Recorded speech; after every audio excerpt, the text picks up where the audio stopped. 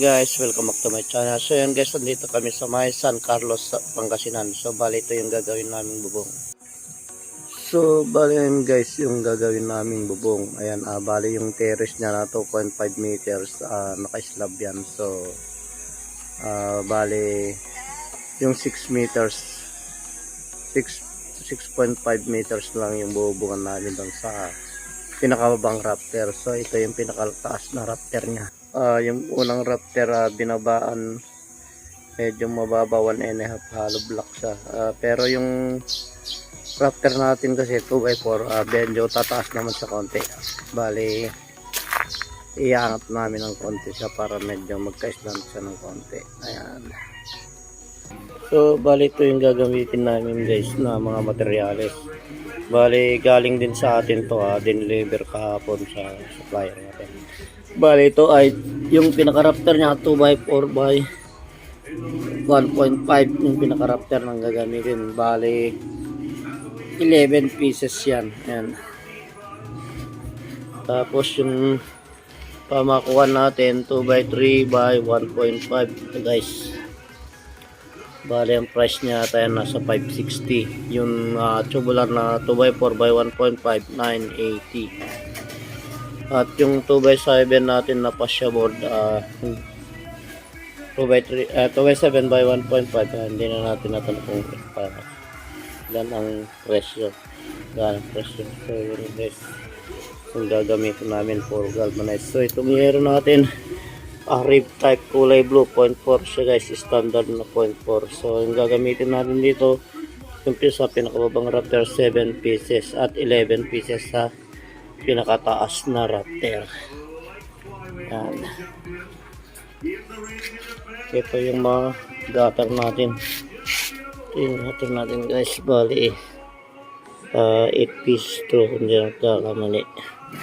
So ito yung wall flashing natin. Bali nilaparan pala. Bali 18 cut siguro to o 16 cut. 16 cut siguro ito kasi malapad.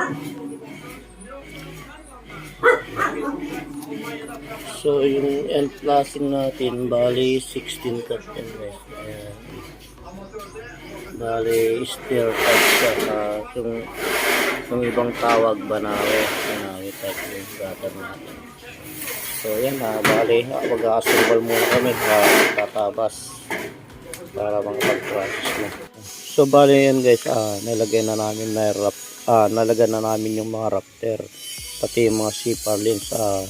Hindi na natin kasi na-videoan yung actual na paglagay ng mga connector.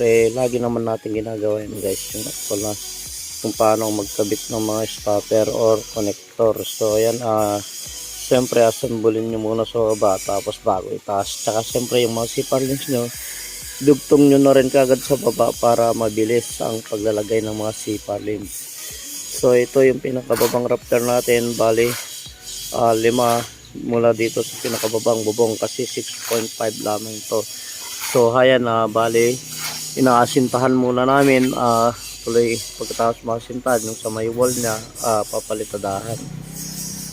So yung dito medyo humaba yung ano namin, babawasan namin ng konti ito. Bali 30 cm lang yung lalabas na bulada dito sa may pinakababang rafter. Ayan.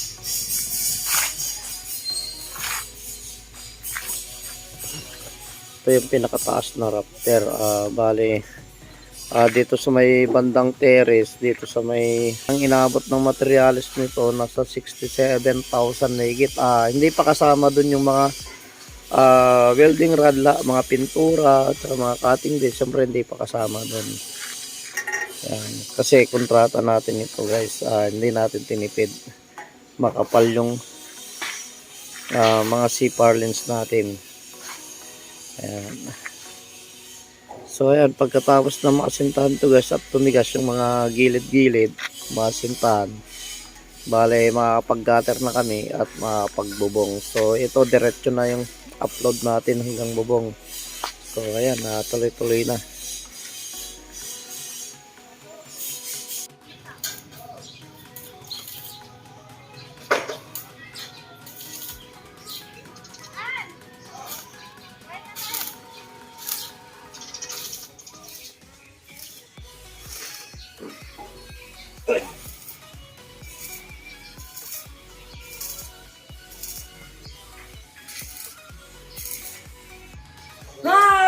Ayan po, si Piolo.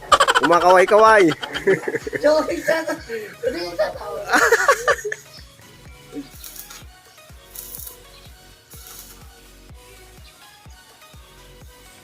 So, yun guys, bali na ilagay na namin sa taas yung mga fascia board lahat. Bali dito na lang yung natitira. Dito sa pinakababang rafter. So, ayan hanggang ito na lang sa likod. So, may likod yung nilalagay na fascia board ni Gerald Anderson. Ayan, artista. So, ayan guys, bali ito na lang sa may eskwela dito sa may pinakalikod na rafter, pinakababa, saka sa pinakataas may dudugtungan pa ng konti dyan.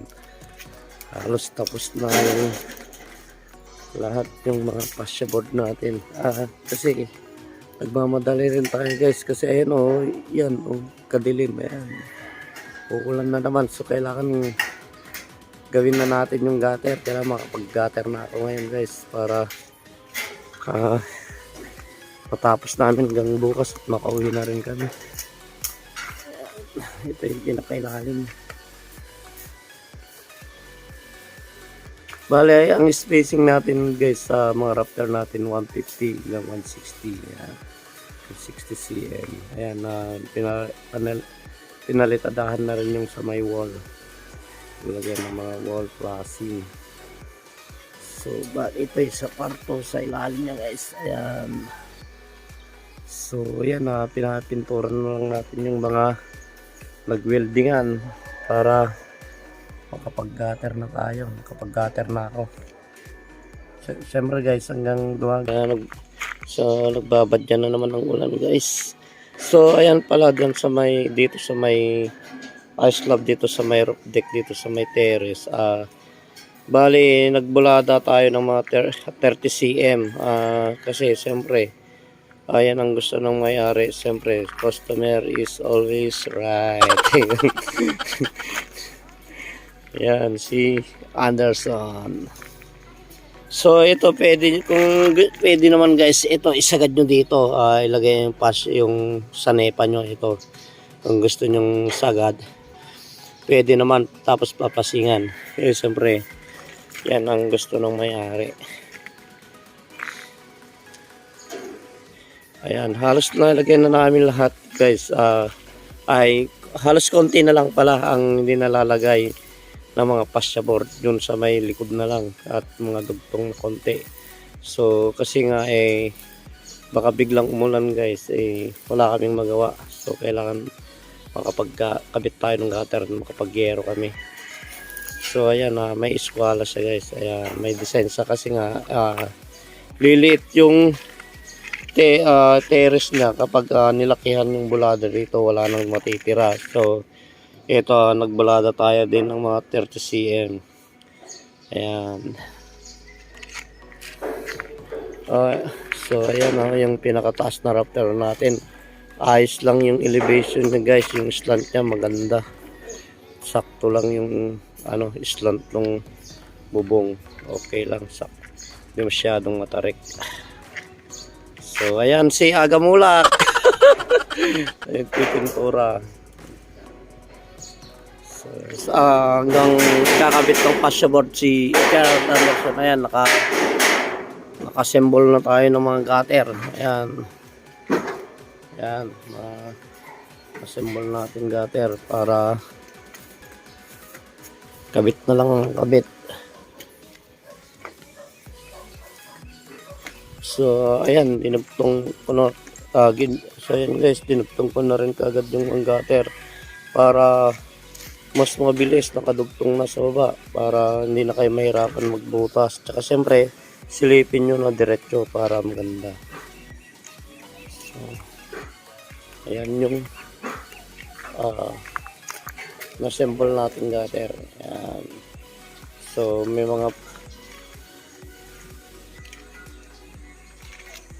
may mga pabit-bit na rin siya guys. Ayan. Sa loob yan, iba pa yung sa ibabaw. At siyempre yung downspout natin. Ayan. So ayan, binulkasilan na rin natin. Ayan guys. Ayan. Bali guys, nailagay na namin yung mga gutter sa magkabila. So yung sa kabila, bali na isagad na namin. So ito, kinulang pa. So dudugtungan na natin. Gagawin muna natin ng pandugtong natin dyan sa may gutter na yan. So hanggang ginagawa natin, magbububong na yung mga kasama natin. Mag-umpisa na silang magbubong para matapos kami hanggang bukas. So ito yung pandugtong natin. Ayan guys. So ayan guys, bali 4 meters yung pandudugtong. 4 meters yung yero. Nagbawas pa kami ng 15 cm. Ayan. Dito kami nagbawas sa may taas, sa may wall. Diyan kayo dapat magbabawas para hindi makasugat dun sa harap ng gutter.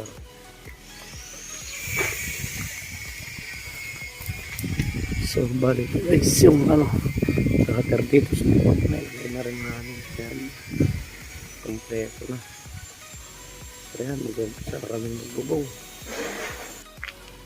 So ayan guys, naglalagay na kami ng yero. So ayan yung unang pattern. So ayan yung unang pattern natin. Siyempre dyan lang sa una tayo mag-umpisa. Pag eskwalado na yan, okay na yan, dire-diretso na yan. Tutusukin na niya. Ayan o. Galing. Kawan. So yun guys, may sample na tayo ng isa. Yun ang pinaka-pattern na natin. So yan, susundin na lang natin lahat yan. Para dire-diretso na yung pagyero. Ganyan lang kasimple guys ang pagyero. Siyempre, guguhitan nyo yung gitna ng C-purlins para siguradong tatama yung mga deck screw nyo.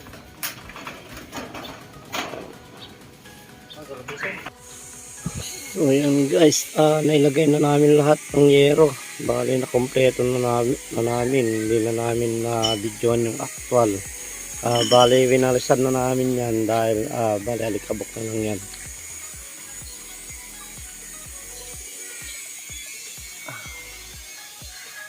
Yung wall flashing natin. Ang malapit ng spacing nito guys, bali 59 cm. Yan yung flashing natin.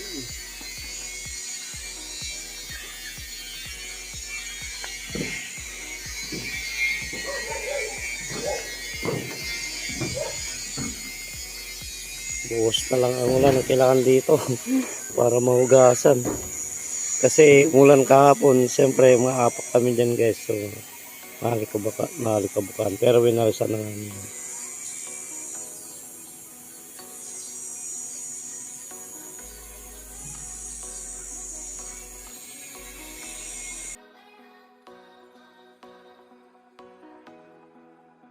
Bali 4.5 days namin ginawa ito guys. Kasi tatlo lang kami. Yung ibang kasama natin may trabaho sila. So, medyo tumulong ng konti.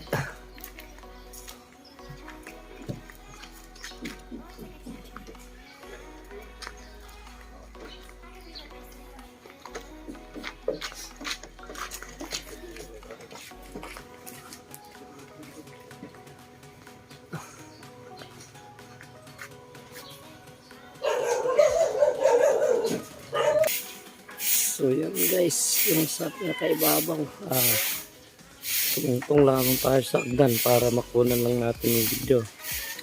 So yun guys, bali natapos na kami. So kung gusto nyo yung video natin, pakilike mo video natin, pinutin nyo rin notification bell para ma-update ko sa mga video natin. At pag-subscribe na rin. Maraming salamat guys.